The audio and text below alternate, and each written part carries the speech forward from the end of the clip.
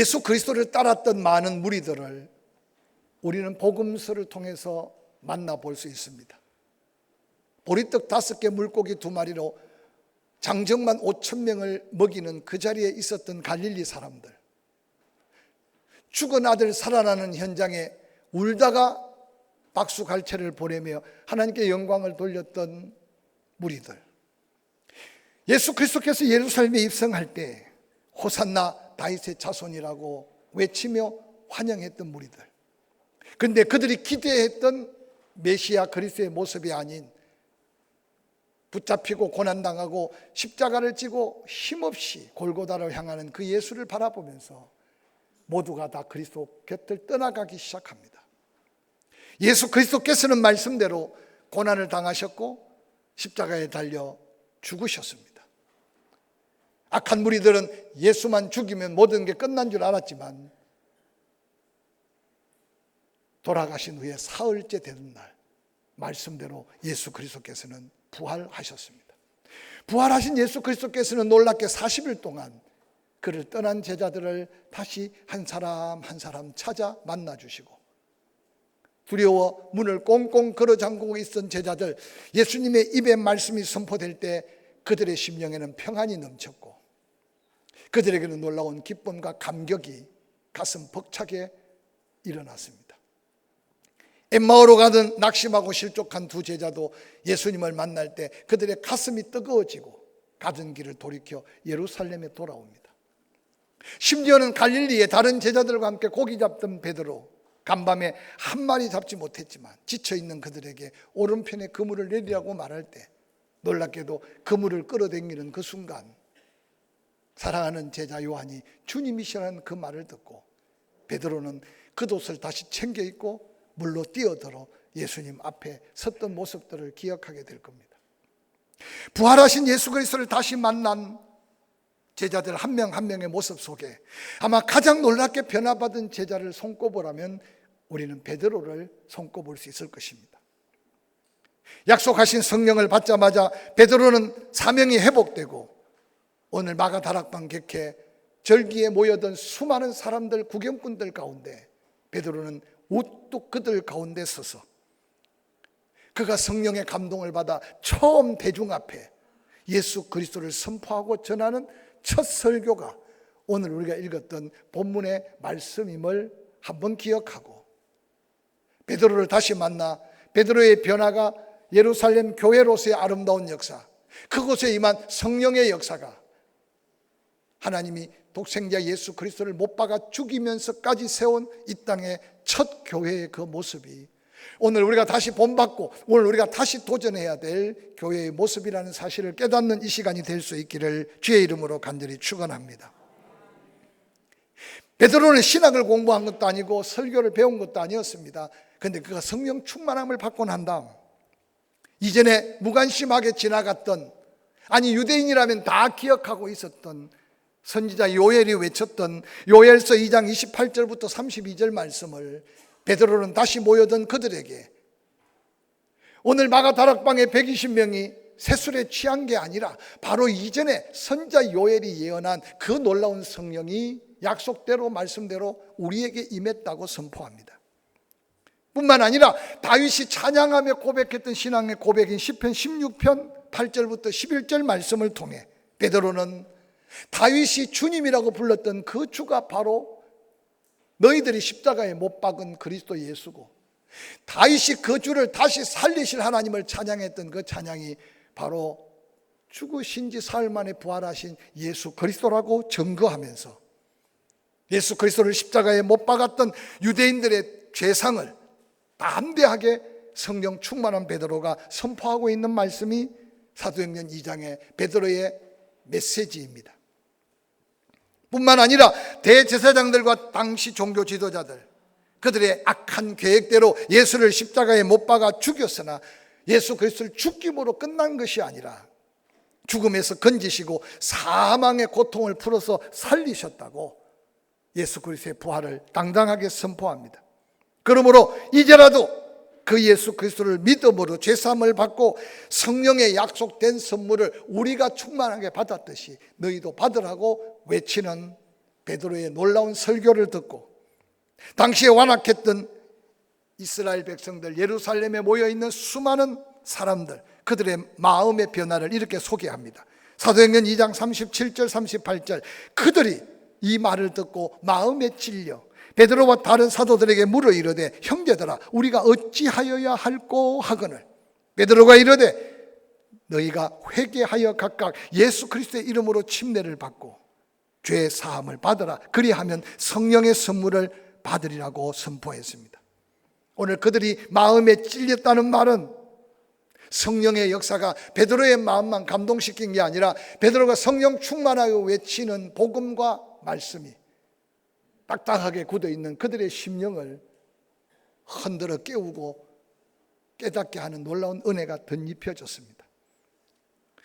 그러는 조금 전까지 술 취했다 조롱하고 그곳에 모여있는 수많은 사람들, 손가락했던 그들이 베드로의 그 성령의 충만한 말씀을 듣고 형제들아 우리가 어떻게 하면 우리도 당신들처럼 그 은혜를 입을 수 있느냐고 묻고 있습니다. 어찌할 바를 몰라 은혜를 구하는 그들 앞에 베드로는 다시 한번 당당하게 너희가 회개해라. 각각 예수 그리스도의 이름으로 침례를 받고 죄 사함을 받아라. 선지자 요엘이 예언한 것처럼 그 성령을 우리에게 주신 것처럼 너희도 받게 될 것이라고 말했습니다.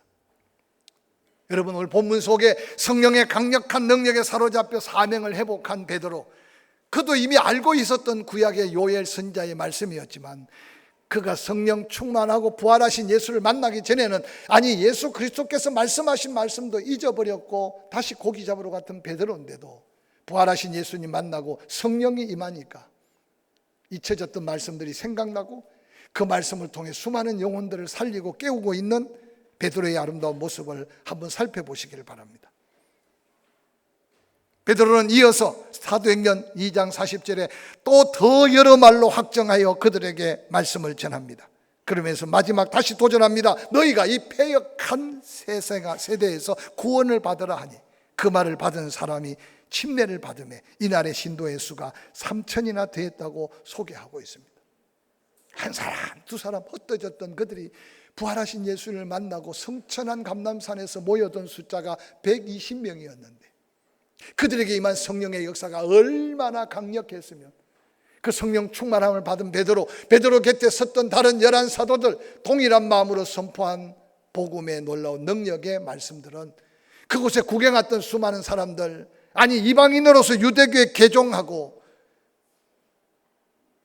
요란스러운 그 영적 현상에 구경하러 왔던 그들에게 엄청난 회개의 영이 역사했고 그들이 그 당시 회개하고 침례를 받은 숫자가 3,000명이 되었다는 이 사실은 성령의 역사요, 하나님의 계획적 역사요, 바로 그들을 통해 이 땅에 처음 예수 그리스도의 피값으로 세워진 교회의 시작이었다는 사실을 사도행전은 우리에게 증거해 주고 있습니다. 이 놀라운 성령의 역사로 인해 이 땅에 세워진 교회, 그것이 바로 오늘 우리가 교회라고 몸담고 교회라고 부르고 있는 교회입니다. 조심스럽게 묻습니다. 여러분이 지금 다니는 교회, 여러분이 생각하는 교회, 여러분이 알고 있는 교회는 어떤 교회입니까? 교회가 무엇이며 왜 하나님께서 이 땅에 당신의 독생자의 피값으로 교회를 세운 목적, 교회의 존재의 목적이 뭐라고 생각합니까? 성경에 교회라고 사용된 헬라어는 에클레시아라는 단어를 사용하고 있습니다. 이 에클레시아라는 단어의 의미는 회중, 모여있는 공동체라는 뜻입니다. 그 어원에서 어떻든 모여있는 그곳이 교회입니다. 엄밀하게 교회는 빌딩, 건물이 아니라 건물 안에 모여있는 한 사람 한 사람 믿음의 사람을 지칭하고 있습니다. 사도 바울은 고린도 교회를 향하여 외쳤던 이 증거의 말씀은 교회에 대해서 더욱더 명확하게 소개합니다. 고린도전서 1장 2절 말씀에 고린도에 있는 하나님의 교회 곧 그리스도 예수 안에서 거룩하여지고 성도라 부르심을 받은 자들과 또 각처에서 우리 주 곧 그들과 우리의 주 되신 예수 그리스도의 이름을 부르는 모든 자, 그게 바로 고린도에 있는 고린도 교회였습니다. 그래서 고린도 전서에서 사도 바울은 성도들의 모임, 예수 그리스도의 이름을 부르는 자들의 모임, 그것이 고린도 교회의 모습이었습니다. 그러나 이것은 교회의 모습이지 교회의 목적을 가리키는 것은 아닙니다. 근데 오늘 놀랍게도 부활하신 예수 그리스도를 만나고 성령의 충만함에 사로잡혀 그 복음을 듣고 모여있는 예루살렘 교회, 초대교회, 그들은 교회가 무엇인지도 모르고 모였고 그들의 모임 교회 안에서 놀라운 교회의 존재와 교회의 목적을 그들은 이제 몸소 경험해가며 우리에게 증거하고 있다는 사실을 한번 찾아보시길 바랍니다. 초대교회 성도들은 말씀을 들었습니다. 그 말씀을 듣고 회개했습니다. 그리고 그 말씀대로 순종했습니다. 그 말씀의 가르침을 따라서 떡을 떼며 기도하기에 전혀 힘썼습니다. 오늘 예루살렘에 베드로의 설교를 듣고 120명과 함께 3,000여 명이 모여서 행하고 있는 그들의 모습 속에 교회가 무엇인지, 교회의 존재의 목적이 무엇인지, 교회는 과연 무엇을 위해서 존재해야 되는지를 간접적으로 보여주고 있다고 해도 지나친 표현이 아닐 겁니다. 오늘 초대교회 성도들의 그 모습들이 예수 그리스도께서 한 명 한 명 제자를 부르시고 그 제자들에게 몸소 보여주시고 또한 직접 말씀하셨던 모습들이 바로 초대교회에 지금 일어나고 있는 현상이요, 그들이 행하고 있는 모습이라는 사실을 한번 생각해 보시기 바랍니다. 예수 그리스도께서는 12제자를 택하셨습니다. 그들을 거룩하게 구별했습니다. 때로는 그들을 책망하고 가르치고 그들에게 믿음의 사명을 덧입혀 주셨습니다. 그래서 그들이 선교의 공동체, 사역의 공동체, 그래서 그들을 통해 또 다른 교회들이 세워지기를 주님은 원하셨습니다. 그리고 예수 그리스도께서는 친히 그들에게 본을 보여주셨습니다.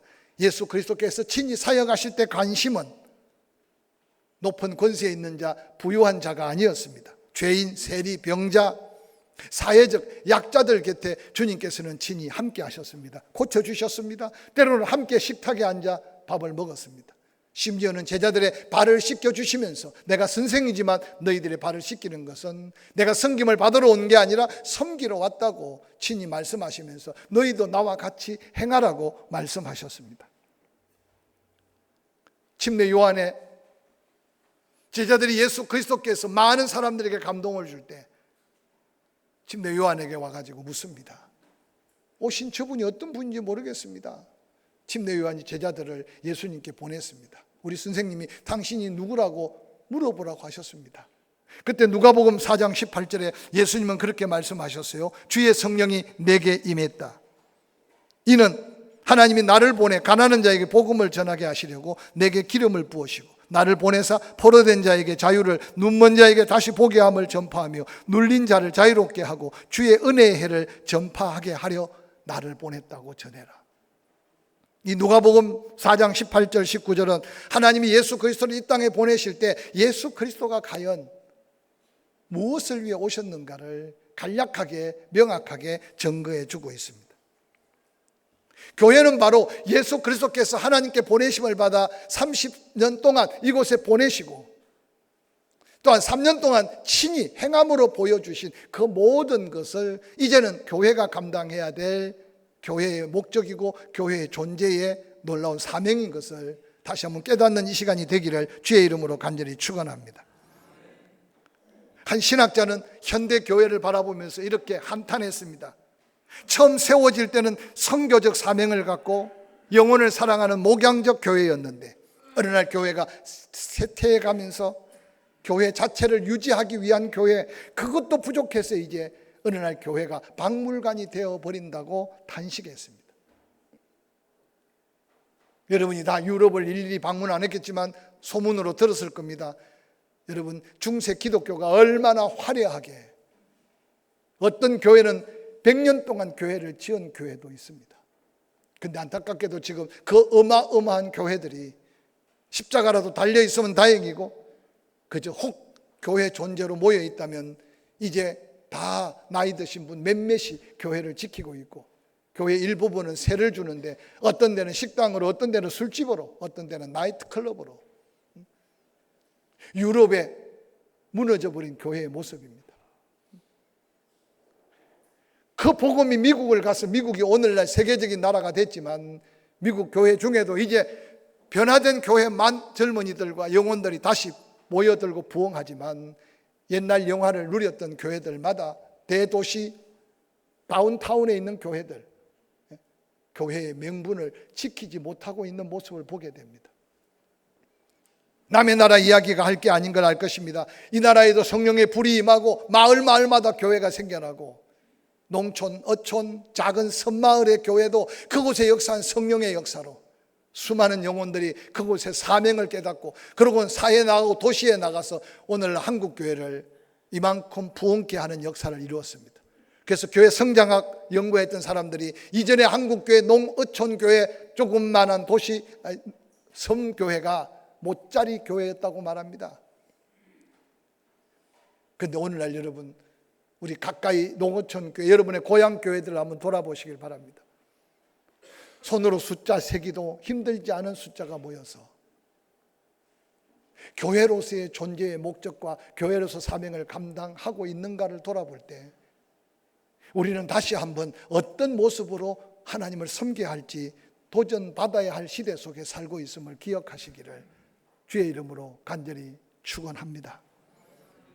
저는 오늘 함께 읽었던 본문을 통해 처음 성령이 역사했던 초대교회 모습들을 한번 살펴보면서 그 초대교회 성도들의 심령 상태와 오늘날 우리의 영적인 심령 모습, 초대교회의 모습과 오늘 함께 섬기는 예루살렘 교회의 모습 속에 포항침례교회 공동체의 모습을 다시 한번 살펴보면서 그 당시 강력한 성령의 역사가 재현된 하나님의 뜻을 이루는 교회의 모습을 우리가 본받아야 될 것 무엇인지를 함께 영적인 거룩한 도전을 삼고 거룩한 변화 앞에 설 수 있기를 주의 이름으로 간절히 축원합니다.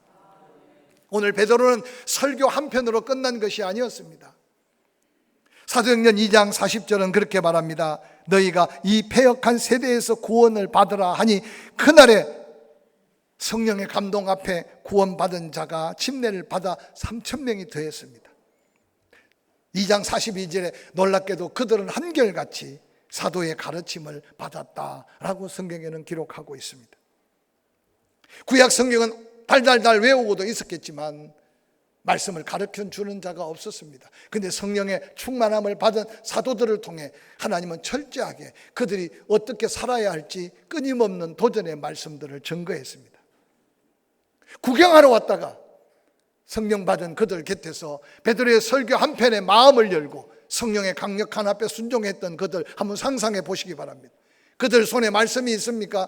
그들의 삶에 누군가 본을 받아야 될 사람도 한 명도 없었습니다. 그게 바로 예루살렘의 오순절 성령 강림 이후에 일어났던 첫 번째 교회의 모습이었습니다. 그런데 그 교회는 혼란스러움이 없었습니다. 12 사도들은 힘을 다해 그들에게 말씀을 가르쳤습니다. 오순절 직후 성도들은 사도의 가르침을 받자마자 가르침을 받은 대로 교제했습니다. 사도를 가르침을 받은 대로 떡을 뗐습니다. 그리고 가르침을 받는 대로 기도하기에 힘썼다고 소개하고 있습니다. 그들 가운데는 이방인으로서 유대교에 개종하고 예루살렘의 절기를 지키러 온 사람들도 수없이 많았다고 합니다. 왜냐? 오순절 성령 임한 그곳에 구경했던 사람들이 당시에 15개 방언을 썼던 지중해를 둔 근동 지역에 여러 나라에서 온 사람이었다고 성경은 기록하고 있지 않습니까? 그런데 얼마나 성령의 강력한 능력이 그동안 앞서 믿는 자들이 얼마나 아름다운 믿음의 모델로 보였으면 그들이 자기 집으로 돌아가기를 포기하고 그것에 모여 떡을 떼고 교제하고 기도하기에 힘썼던 예루살렘 교회의 모습을 한번 상상해 보시기 바랍니다. 뿐만 아니라 성령에 사로잡혔던 베드로는 놀랍고도 분명한 복음을 제시하며 말씀으로 믿음을 가진 그들 앞에 무엇을 위해 살아야 하며 어떻게 행해야 할지를 구체적으로 가르쳤습니다. 사도의 가르침을 따라 그들은 교제하기 시작했고 함께 식사를 하기 시작했고 모이면 그들이 함께 은혜를 구하며 기도하기 시작했습니다. 이 가르침이 없었다면 교회 활동은 한번 예배로 끝나버렸을 것입니다. 그리고 모두가 다 흩어져서 예수 그리스도께서 땅끝까지 전해야 될 복음은 영향력을 잃어버렸을 것입니다. 사도의 가르침으로 교회가 세워지고 유지되었습니다. 사도의 가르침으로 그 말씀대로 행하는 그들에게 기적이 일어났습니다. 하나님은 교회를 든든히 세워가기 위해 바로 성령의 강력한 역사가 다양한 은사로, 다양한 능력의 증거로, 기도의 응답으로 나타났습니다. 초대교회의 이 놀라운 성령의 역사를 다시 한번 우리 삶의 사모함을 갖고 말씀을 읽고 듣고 앞서가는 성도들의 모습을 바라보면서 가르침을 받고 가르침을 받은 대로 행하는 믿음의 놀라운 역사가 여러분의 삶에 있기를 주의 이름으로 간절히 축원합니다. 지난 세월을 돌아보면서 누군가 권면하는 소리를 들어본 적이 있나요? 그러면 안 돼, 그렇게 해야 돼 라고 권면을 받아본 적이 있느냐고요. 신앙생활을 시작하면서 혹이라도 강단에 선포되는 말씀 속에 하나님이 성령께서 나에게 그렇게 하지 마라, 그렇게 해 라고 하는 가르침의 거룩한 도전을 따라 여러분의 삶의 거룩한 변화를 도전해 본 적이 있는지 돌아보시길 바랍니다. 우리 곁에 한 분, 두 분 하나님 사명 끝난 자를 부르실 때마다 다시 한번 우리가 도전받아야 될 것은 혹이라도 나이 들었다고 해서 이제 내일이라도 죽으면 끝이라고 생각하지 마시기 바랍니다. 생명을 주관하는 하나님께서 아직도 호흡하고 있다면 따라합시다. 사명이 있기 때문에, 사명이 있기 때문에. 그래서 끊임없이 성령의 감동으로 사도의 가르침을 받아 사명의 믿음을 지켜갔던 초대교회 성도들의 삶의 모습을 한번 도전받으시길 바랍니다. 부모가 자녀에게 죽어도 유언 한마디 못하고 죽을 수도 있어요. 정신이 온전할 때 가르치시기를 주의 이름으로 간절히 축원합니다. 믿음의 형제들끼리 성령의 감동 가운데 권면하시고 도전하시고 그래서 살리는 역사가 있기를 주의 이름으로 간절히 축원합니다. 이어지는 사도행전 2장 42절, 그들이 사도의 가르침을 받아 서로 교제하며 떡을 뗐다고 기록합니다. 가르침을 받는 대로 사랑의 교제가 뜨거워졌다고 기록하고 있어요. 서로 교제했다는 말은 원어적으로 살피면 사랑을 실천했다라는 말입니다. 조심스럽게 묻습니다. 지난 한 주간 기억 속에 있는 짧은 시간, 여러분이 누구에겐가 시간, 물질 부담을 갖고 고마운 마음으로 밥 한 그릇이라도 대접해 본 적이 있는지 한번 생각해 보시기 바랍니다. 뿐만 아니라 여러분이 또 누군가에게 그런 사랑으로 대접을 받아 본 적이 있는지 한번 생각해 보시기 바랍니다. 왜 그리 바쁜지요? 살 사람은 시간이 있는데 먹을 사람이 시간이 안 맞을 수 있어요. 그래서 어느 날 이렇게 지나고 저렇게 지나다 보면 어느 날 교제라고 말하는, 아니 사랑을 실천하라고 하는 이 가르침을 우리가 삶 속에 실천할 수 없는 분주함에 빠져버릴 때가 얼마나 많은지 모릅니다. 누군가를 사랑하기 위해는 때로는 희생이 필요해요. 누군가를 사랑하기 위해는 때로는 수고가 필요해요. 누군가를 사랑하기 위해는 그곳에 내 시간과 물질이 투자가 필요해요. 그런데 어느 날 가르침에 순종하지 못해서 소중한 걸 잃어버리고 살아갈 때가 얼마나 많은지 모릅니다.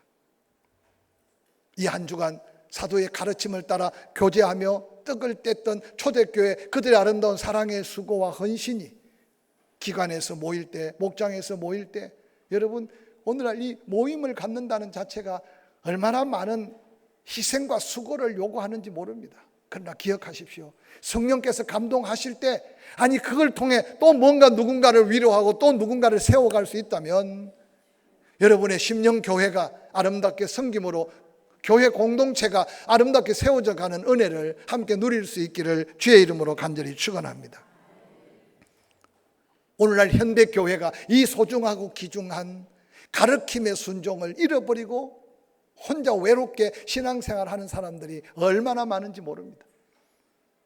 기간이 귀찮게 하고 목장에서 귀찮게 하고 때로는 모임에서 귀찮게 하고 귀찮게 할 때 하나님은 나에게 은혜를 주시려는 모양이다 생각하고 조금의 시간을 조정하고 조금의 마음을 열고, 그래서 여러분 가르침의 감동을 따라서 나누고 베풀고 섬기고 헌신하고 희생해 가며 아름다운 교제가, 아름다운 사랑의 실천이 내가 살고 우리가 사는 아름다운 교회의 모습임을 기억하시기를 주의 이름으로 간절히 축원합니다. 이어서 사도행전 2장 42절 마지막은 그렇게 기록합니다. 오로지 기도하기에 힘썼다 말합니다.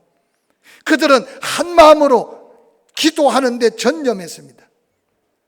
참으로 필요한 게 기도고 기도해야 되는 줄 알면서도 영적으로 가장 힘든 게 전도고 가장 힘든 게 기도 아니겠어요? 기도해야 된다는 걸 모르는 분 어디 있습니까? 그런데 근심은 하는데 기도가 안 돼요. 염려가 되는데 기도가 안 돼요. 걱정은 하는데 기도가 안 돼요. 오늘 이 시간에 머릿속에 근심거리, 염려거리, 그래서 잠을 못 이루고 먹는 게 소화가 안 되는 분은 이 말씀에 귀를 기울이고 성령의 감동을 먼저 받으시기를 주의 이름으로 간절히 축원합니다. 기도할 수 있는데 왜 낙심하느냐, 기도할 수 있는데 왜 실망하느냐고 찬송을 불러도 그게 내 찬송이 안 돼. 왜냐? 내 안에 성령의 감동이 없으니까. 근데 오늘 예수님의 제자들요, 마지막 예수님이 체포당하고 십자가를 지기 전 예수님의 이마에 땀방울이 핏방울처럼 변하며 기도하는데도 깨어놓으면 또 졸고 깨어놓으면 또 졸고. 제자들요, 제대로 기도한 사람 없어요. 한 번은 귀신 들린 아들이 고침받고 난 다음에 제자들도 기도했는데 안 되니까 예수님 앞에 조용히 나와 묻습니다. 예수님, 도대체 왜 우리는 안 됩니까? 근데 예수님의 대답은 너무 간단했어요. 기도 외에는 이런 종류의 역사는 나타나지 않는다고 예수님 말씀하셨어요. 제자들이 안수기도 안 했겠어요? 제자들이 명령하며 기도 안 했겠어요? 예수님의 기도를 흉내는 냈지만 정말 하나님의 살아계심과 성령의 감동 속에 그 영혼을 위해 간절히 기도하지 않으니 기적이 일어나지 않았다고 예수님은 말씀하셨어요. 오늘 현대 교인들이 교회 문턱만 밟고 다녀서는 아니 된다는 사실을 초대교회 가르침을 받고 사랑의 교제로 헌신하고 희생할 뿐만 아니라 그들은 모든 문제를 기도로 풀었던, 전혀 기도하기에, 아니 모든 일을 기도로 시작했던 그들의 모습을 다시 한번 우리가 본받아야 될 이 시대를 살고 있음을 기억하시기를 주의 이름으로 간절히 축원합니다. 축원합니다. 머리가 지근거릴 때 금식하고 기도하라는 줄 알고, 잠이 안 올 때 교회 나와서 밤새도록 기도하라는 줄 알고, 밥맛이 없을 때 입맛으로 먹지 말고 금식하며 기도하라는 하나님의 사인인 줄 알고 성령의 감동 안에 기도하는 일에 오로지 전력을 다했던 예루살렘 교회를 도전받고 닮아가는 저와 여러분이 될 수 있기를 주의 이름으로 간절히 축원합니다. 놀랍게도 그들이 가르침을 받아 서로 헌신하고 사랑을 희생하고 떡을 떼며 기도하기에 힘쓸 때 43장 43절 사람마다 그들을 두려워하게 됐다고 성경에는 소개하고 있습니다.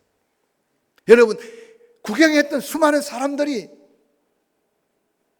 베드로가 뭔 두려움의 대상입니까? 계집아이 말 한마디에 꽁지 내리고 예수를 저주하며 도망갔던 베드로인데, 근데 놀랍게도 이들의 두려움은요, 부활하신 예수가 성령의 역사가 그들을 갑자기 엄벌을 내리고 저주하고 심판하실 두려움이 아니었어요. 변화될 수 없는 사람의 모습을 바라보면서, 성령 충만한 제자들의 모습을 바라보면서 조금 전까지 문을 꽁꽁 걸어잠그고 숨어있던 제자들의 모습을 바라보았는데, 성령 충만하게 변화된 그들을 바라보면서 이 신령한 두려움이 그들에게 임한 거예요. 즉 하나님의 은혜가 임한 곳, 예수 그리스도의 권세가 함께하는 곳에 임하는 두려움이에요. 이게 바로 초대교회 성도들이 가졌던 영적 권위였습니다. 오늘 한국 교회가, 아니 다른 데는 몰라도 포항 침례 교회가 회복돼야 될 영적 권위가 바로 이 바라보는 자들이 모두가 두려워하는 하나님의 임재 앞에 두려움, 성령의 역사 앞에 두려움. 할렐루야. 여러분의 삶에 이 거룩한 영향력을 가지고 사람을 대하고 삶의 현장을 거룩한 두려움으로 하나님의 영광을 드러낼 수 있기를 주의 이름으로 간절히 축원합니다. 표현하기 쉽게 만만하게 보이지 않는 하나님의 은혜.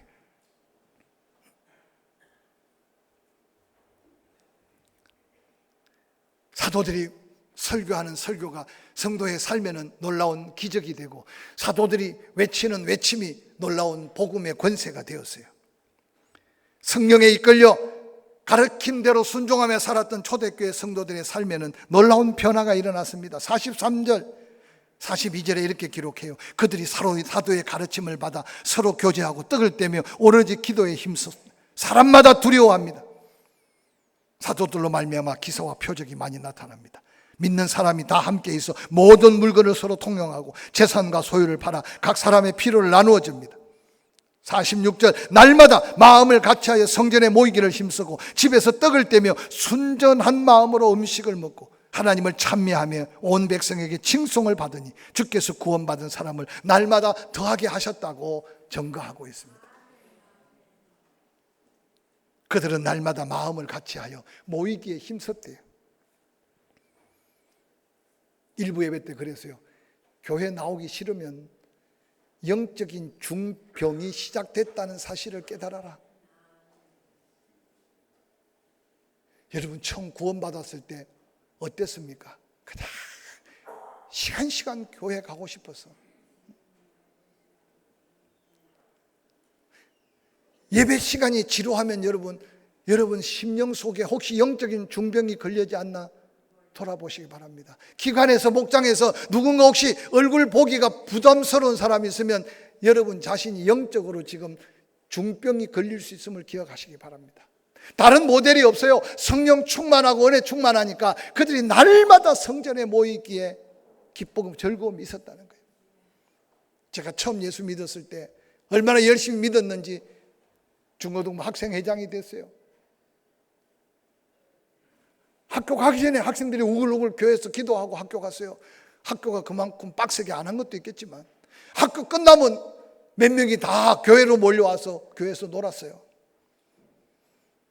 담임 목사님은 인기 때문에 그랬는지 뻑 하면 저를 불러서, 제가 학생회장이니까 왜 애들 공부하는데 집에 안 보내고 교회에서 자빠져 노냐고.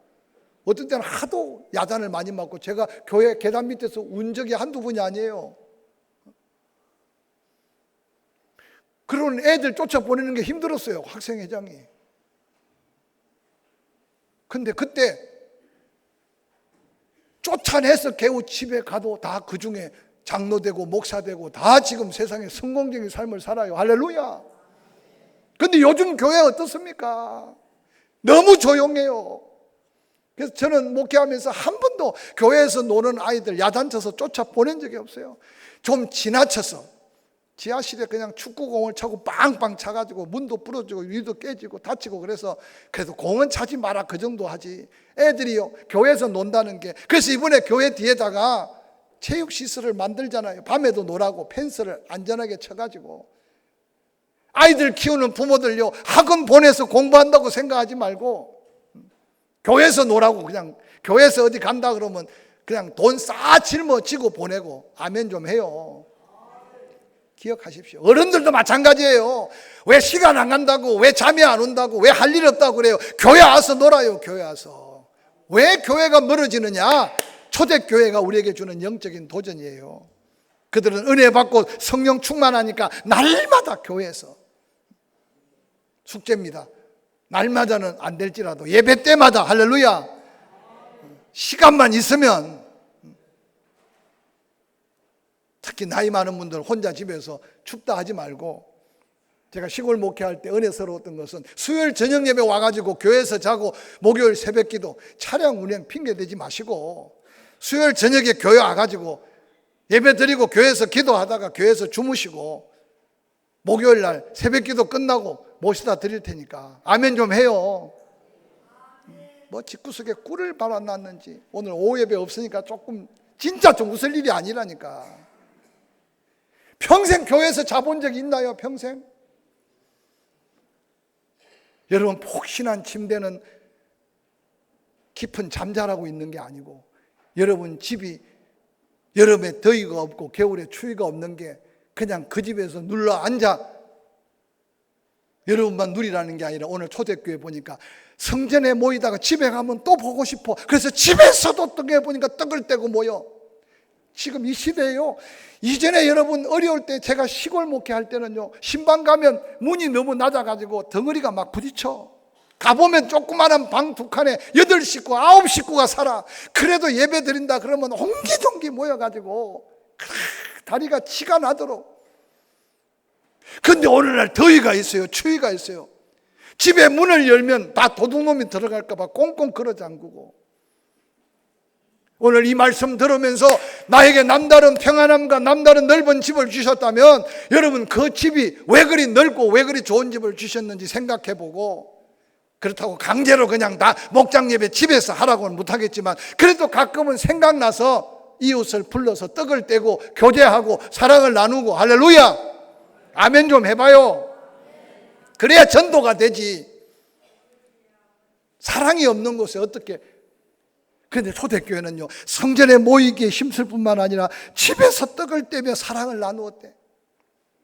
그들의 모습이 사는 사람과 모습을 다르니까 세상 사람들이 그들을 바라보고 부러워했대. 칭송했다는 말은 부러워했대. 칭송했다는 말은 존경스럽게 보았대. 그러고는 우러러 보았대. 그러니까 3,000명이 아니라 성경은 뭐라 기록합니까? 날마다 구원받는 자가 더하게 됐다고 기록합니다. 목사가 혹 함량 미달이라 부흥이 안 될 수도 있어요. 장로님들 탓할 게 없어요. 초대교회는 여러분 베드로 때문에 부흥됐다는 말이 어디 있으며 12 사도들 때문에 부흥됐다는 말이 어디 있어요? 여러분 안에 거룩한 성전 삼고 계신 예수 그리스도가 주신 심령 성전이 살아야 가정 성전이 살고, 할렐루야, 가정 성전이 살아 모일 때 그곳에 성령의 불같은 역사가 일어납니다. 저도 가정 안타까운 일들을 위해 기도하고 있어요. 그러나 기억하십시오. 제가 기도하는 것만이 아니라 부모들이 눈물을 있는 유언 같은 말씀으로 자녀를 살려야 돼요. 아멘 좀 해요. 어디 가서 엎어져 있는지 그냥 내버려 두지 말고, 내 마음의 소원이다, 나와 함께 교회 가자. 사랑하는 성도 여러분, 오늘 기간 모임도요, 그런 마음 갖고 초대교회 사랑을 나누고 그 사랑이 또 이웃에게 전해지고, 그래서 여러분을 우습게 보지 않고 존경스럽게 여기면서 여러분 때문에 구원받는 자가 날마다 더하는 아름다운 초대교회 성령의 역사를 우리 삶에 재도전하기를 주의 이름으로 간절히 축원합니다.